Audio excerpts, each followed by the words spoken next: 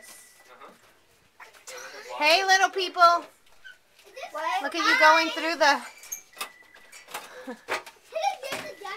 That's a sonar guy.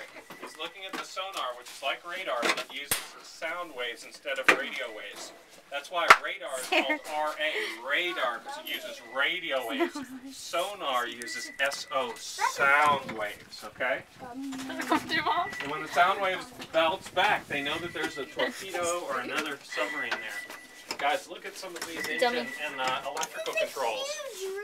Yeah, this is a control room, so this is a big important Very crowded room. in here. And so check it out. This was a way to get down to some other crew living quarters and some other storage areas. And you could climb down a little ladder right there. Are we below the water surface? Oh, cool. Look. This is the view from the periscope. Look, you can see the cars going over the bridge. That's the view from the periscope. If you were to look through the periscope, that's what you'd see right now. Those are the cars going over the bridge.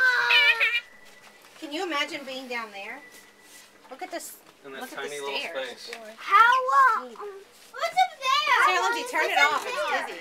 All right, guys. This